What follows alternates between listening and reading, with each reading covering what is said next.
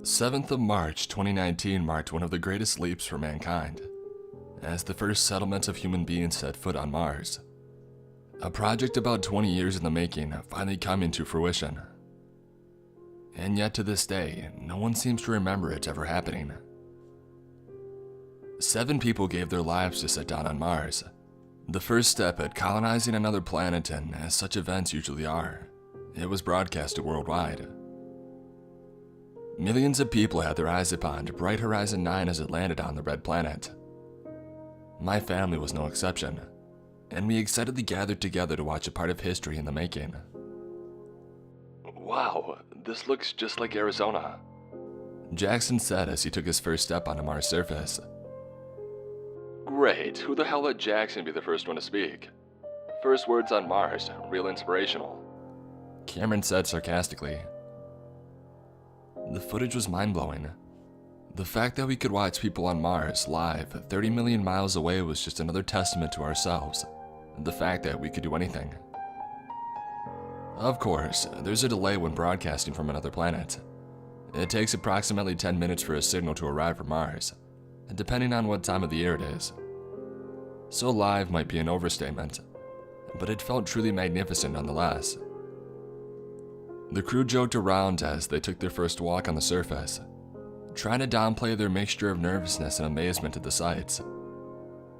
We had all seen pictures of Mars before, but witnessing somebody walk around showing us the environment from their point of view was something entirely different. "Alright, remember, we're not tourists, so let's try to seem professional, at least as long as we're on television," Gordon said, the assigned leader. Each of them had a camera mounted to their helmet, and since us viewers received all the different feeds, we could freely switch the view of command. I have never seen my dad so excited about anything. He had just rounded 60 years of age and he was acting as if he was a kid again, just watching the moon landing for the first time as he did so many years ago. A couple of weeks passed and each moment of the astronaut's day was streamed and easily accessible online. According to the view counter, at least 1 million people watched them each day. There were cuts in the signal every now and then, a few hours of dead air, and of course, they also slept at the end of each Martian day, also referred to as the soul. I kept watching for an hour or so after coming home in the evening. It felt good to live in a time of such scientific advancements, and a part of me dreamed that I might set foot on Mars myself one day. Time flew by, and on April 9th, after about a month on Mars, I sat with my dad and watched the stream of another spacewalk. They were collecting samples and checking the foundation for future settlements. Nothing too exciting, but absolutely worth our time. Gordon was usually the one to lead the team, and though he tended to pick Cameron and Jackson, and this time he included Anderson as well, a more quiet guy I'd hardly even noticed before. The crew had sat down at the edge of Valles Marineris, a valley roughly 3 times the size of the Grand Canyon, and far deeper. In a way, I'd become attached to the crew, watching them almost every day for a month.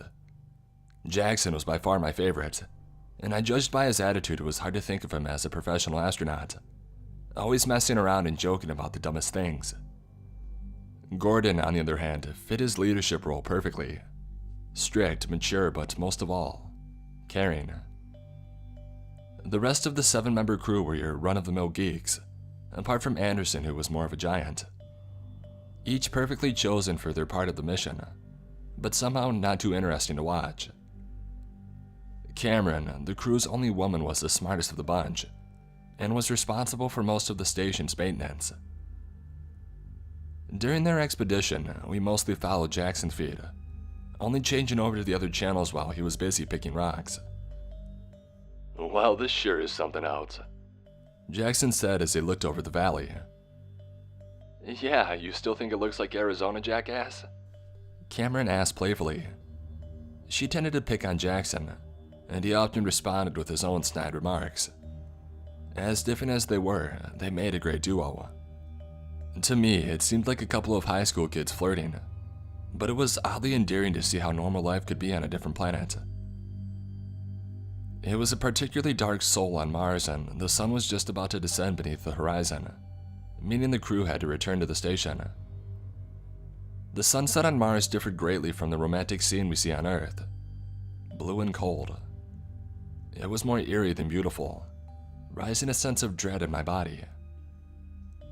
"I think I prefer our sunsets back home," Jackson said. "Yeah, gonna be a while until we see one of those again. If they ever come to pick us up, that is," Jackson added. Once the sun had set sufficiently low, Gordon ordered everybody to pack up and the crew abided, but they seemed upset that their work had been cut short. Before the crew could even begin to collect their things, the audio glitched out completely, and the entire feed was cut from the camera available. Not a big deal, it happened often enough to seem trivial. The feed returned after a couple of minutes as I came back from the kitchen with a cup of tea. My dad had engulfed himself in the footage, which finally returned. This time we were following Gordon's point of view. We were met with the sound of panting. "Did anybody see that?"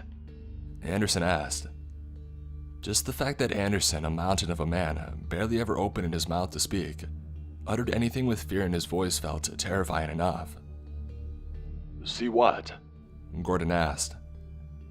"There is something moving from down in the chasm," Anderson clarified. Before anybody had the chance to investigate, they were interrupted by a panicked Jackson. "Can any of you hear me?" Jackson yelled.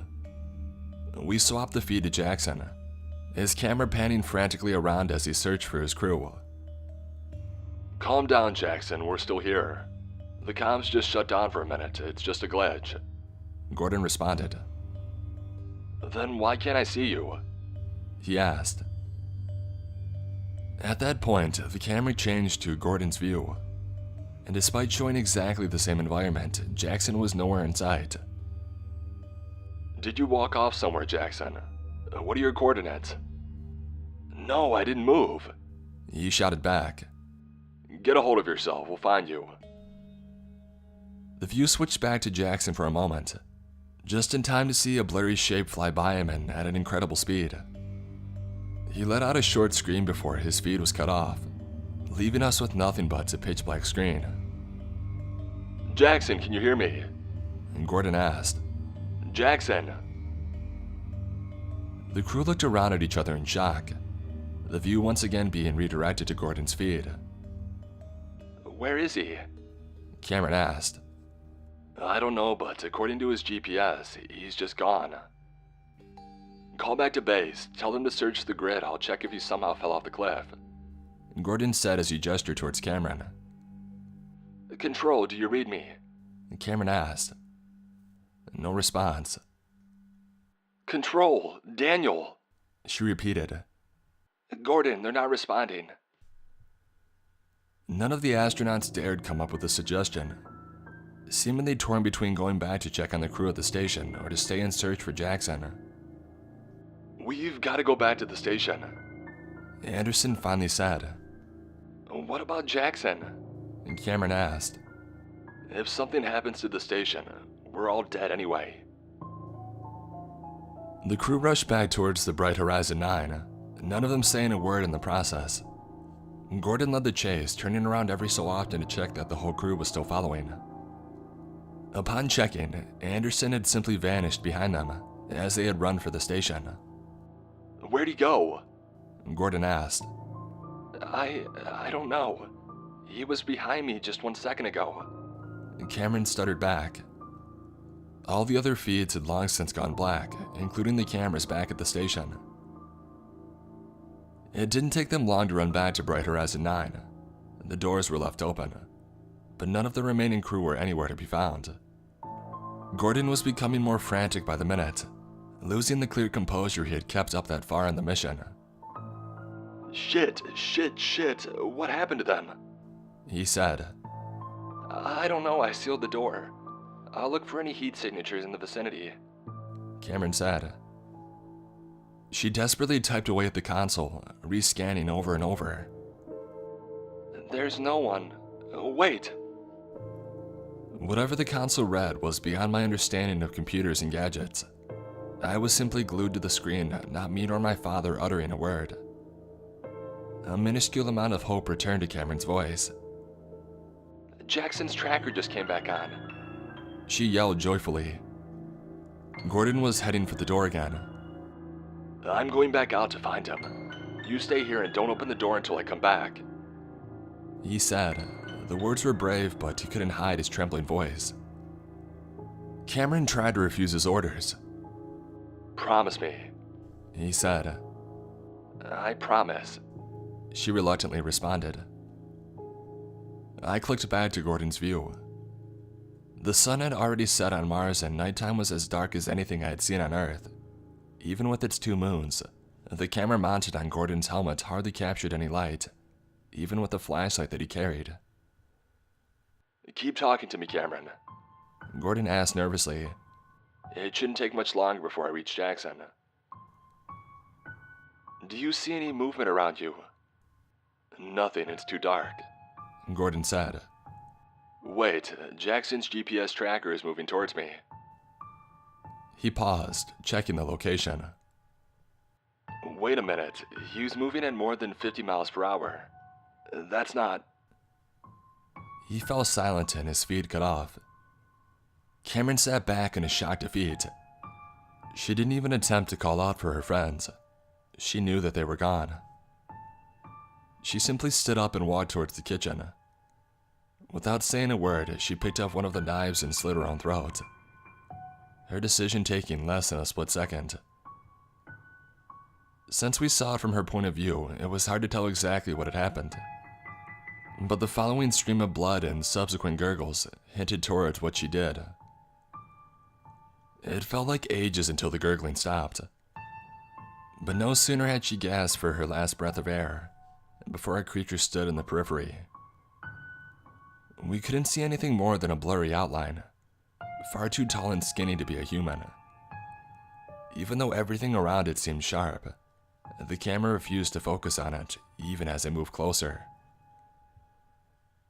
It bent down to inspect Cameron's lifeless body, still blurry, and for a moment it seemed to not understand her demise, like it couldn't grasp the concept of suicide.